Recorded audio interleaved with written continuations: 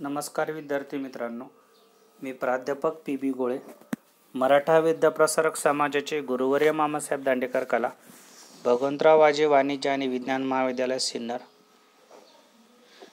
व्यवसाय प्रशासन, पेपर क्रमांक 3, वित्त उत्पादन आणि प्रक्रिया कार्य, TY.BCom, प्रकरण 4, भांडवल व्यवस्थापन याला आपण सुरुवात केली होती. मागील लेक्चरला खेळत्या भांडवलाच्या गरजेवर परिणाम करणारे घटक आपण बघितले होते. त्यानंतर या लेक्चरमध्ये आपण स्थिर आणि खेळते भांडवल यातील फरक बघणार आहोत. पहिला फरकाचा मुद्दा आहे समाविष्ट गोष्टी. स्थिर भांडवल हे जमीन, इमारत, यंत्रसामुग्री, फर्निचर अशा दीर्घ मुदतीच्या मत्तेमध्ये गुंतवले जाते. व्यवसायात वापरल्या जाण्यामुळे त्यांचे मूल्य बदलू शकते. स्थिर भांडवल जे आहे, स्थिर भांडवलामध्ये जमीन, इमारत, यंत्रसामुग्री, फर्निचर अशा दीर्घ मुदतीच्या ज्या मालमत्ता आहे यांचा समावेश यामध्ये होतो.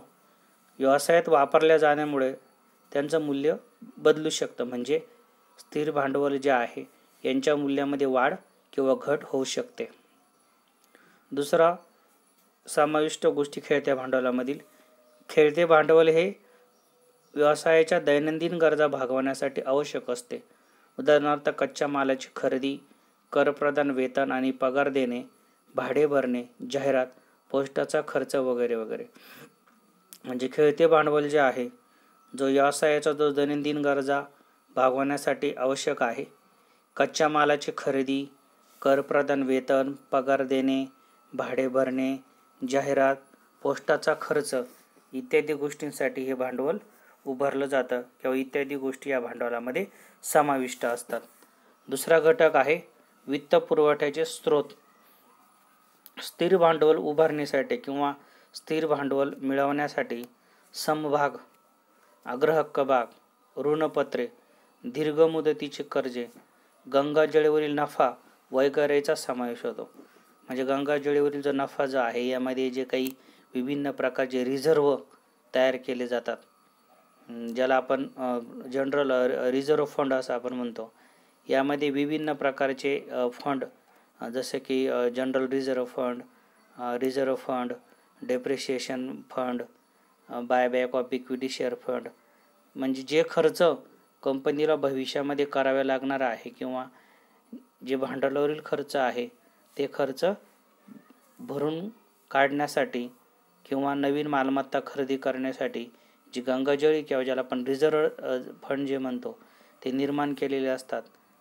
नफ्याचा वापर देखील विभिन्न प्रकारचे स्थिर भांडवल खरेदीसाठी वापरला जातो. समभाग, अग्रहक्क भाग, ऋणपत्रे, दीर्घ मुदतीचे कर्जे याचा वापर स्थिर भांडवल खरेदी करताना वापर केला जातो. आता खेळत्या भांडवलाचे काय स्रोत आहेत? खेळते भांडवल याला आपण उसने भांडवल असंही म्हणतो. हे लोकांच्या ठेवी, व्यवसायातून आलेले उत्पन्न, मध्यम मुदतीच्या ठेवी आणि आगाऊ स्वीकारलेली रक्कम याचा वापर होतो. म्हणजे खेळते भांडवल मिळण्याचे मार्ग, काही रक्कम कोणाकडून उसल्या घेतल्या असतील, उसणवार आपण करतो, लोकांनी ठेवी दिल्या असतील, व्यवसायातून आलेले उत्पन्न, मध्यम मुदतीच्या ठेवी आणि आगाऊ स्वीकारलेली रक्कम याचा समावेश यामध्ये होतो. त्यानंतर तिसरा तुलनेचा मुद्दा आहे गुंतवणुकीचा काळ. स्थिर भांडवल हे कायम व्यवसायामध्ये गुंतवलेलं असतं. स्थिर भांडवल जे आहे एकदा गुंतवल्यानंतर कंपनीच्या आयुष्यभर ते कंपनीच्या कामासाठी गुंतवलेलं असतं. जेव्हा कंपनीचे विसर्जन होईल तेव्हा या स्थिर भांडवलातील रक्कम जी आहे ती सर्व देण्यात आल्यानंतर जर उरली तरच त्या ठिकाणी परत केली जाते. यामध्ये पुढचा भाग आहे गुंतवणुकीचा जो काळ आहे. खेळत्या भांडवलाच्या बाबतीमध्ये खेळते भांडवल हे अल्प काळासाठी गुंतवलेलं जातं आणि विक्रीची भरपाई यामधून ते पुन्हा भरून निघतं. त्यानंतर पुढचा फरकाचा मुद्दा भांडवलाची रक्कम. स्थिर भांडवल हे खेळत्या भांडवलापेक्षा खूप जास्त असतं. बरोबर आहे, स्थिर भांडवलाची रक्कम ही खेळत्या भांडवलापेक्षा जास्त असते. याउलट खेळत्या भांडवलाची रक्कम जी आहे ही स्थिर भांडवलापेक्षा कमी असते. त्यानंतर पुढचा फरकाचा मुद्दा आहे भांडवली रक्कम निश्चित करणारे घटक. स्थिर भांडवलाची रक्कम निश्चित करणारे घटक आपण बघितलेले आहेत.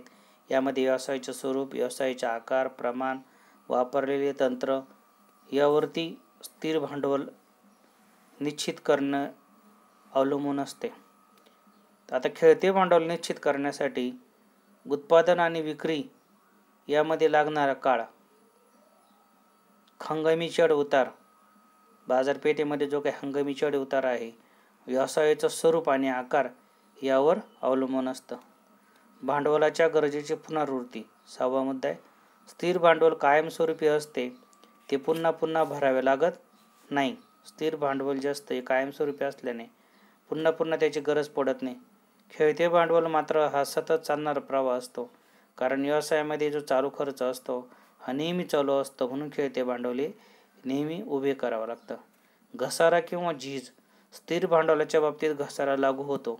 जमीन, इमारत, किंमत इत्यादींची किंमत वाढली गेली तर यंत्रसामुग्रीचं जे मूल्य जे आहे हे कमी होत जातं, किंवा स्थिर भांडवलामध्ये ज्या मशीन्स वगैरे वापरले जातात यांना सुद्धा एक आयुष्य असतं, त्यामुळे त्यांचा घसारा होतो आणि घसारा हा जो आहे घसारा कायद्याने निश्चित पकडला जातो. त्यानंतर खेळत्या भांडवलाच्या बाबतीमध्ये खेळत्या भांडवलाचं पुनर्मूल्यांकन किंवा अवमूल्यन, घसारा याच्याशी कुठलाही संबंध यामध्ये नसतो. यानंतर पुढील मुद्दा आपला आहे खेळत्या भांडवलाचे गरज निश्चित करणारे घटक. व्यवसायामध्ये जे काही खेळते भांडवल गुंतवलेलं असतं, या खेळते भांडवलाच्या बाबतीमध्ये खेळते भांडवल निश्चित करत असताना काही घटकांचा जो काही परिणाम आहे यावर होतो आणि खेळते भांडवलाची गरज निश्चित करण्यासाठी या घटकांकडे लक्ष द्यावं लागतं. खेळते भांडवल हे कोणत्याही व्यवसायाच्या केंद्रस्थानी असतं. व्यवसाय सुरळीतपणे चालू ठेवण्यासाठी खेळते भांडवल हे आवश्यक असतं. पर्याप्त खेळत्या भांडवलाशिवाय कोणतेही व्यवसाय यशस्वीपणे चालू राहू शकत नाही. परिणामी खेळत्या भांडवलाची गरज पुढीलप्रमाणे आहे. पहिला मुद्दा आहे करदान क्षमतेत बळकटी आणणं.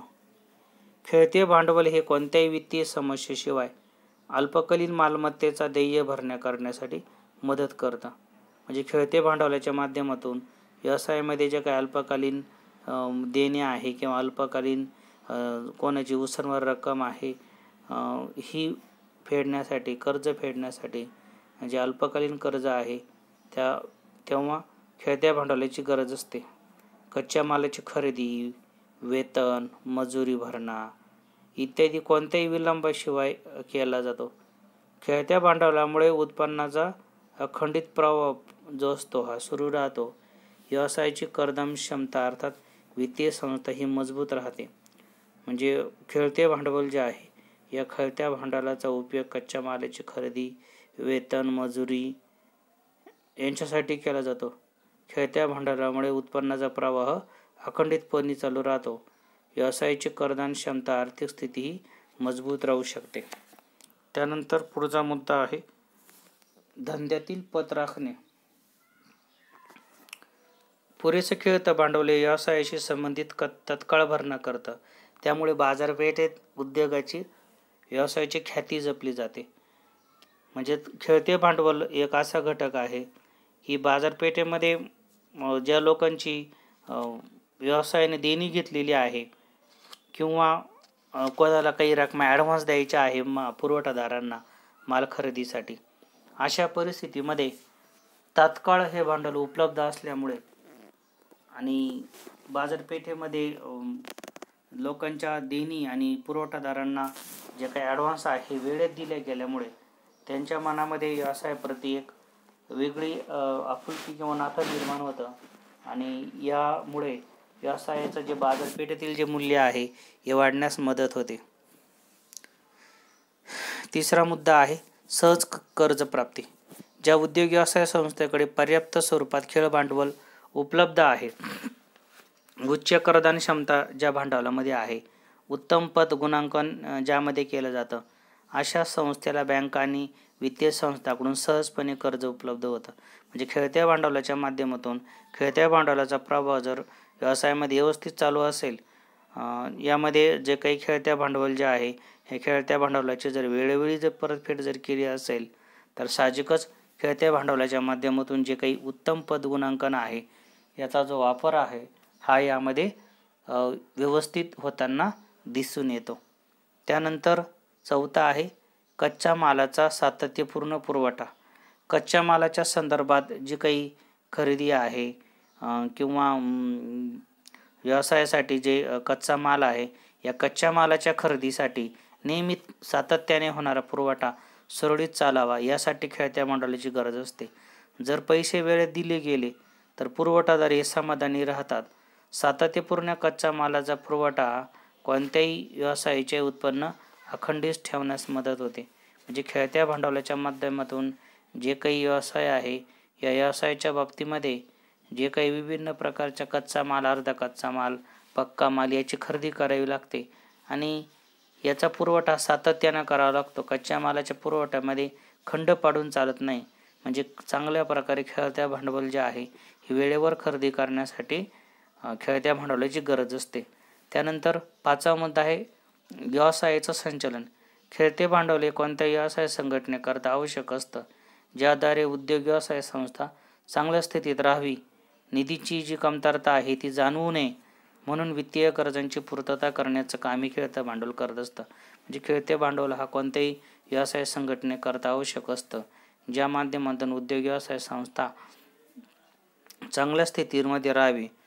जी काही निधीची कमतरता व्यवसायामध्ये जाणवू नये, वित्तीय गरजांची पूर्तता वेळेत व्हावी, हे काम खेळते भांडवलच्या माध्यमातून पूर्ण केलं जात असतं. त्यानंतर शेवटचा मुद्दा आहे वित्तीय संकटातून सारण्याची क्षमता.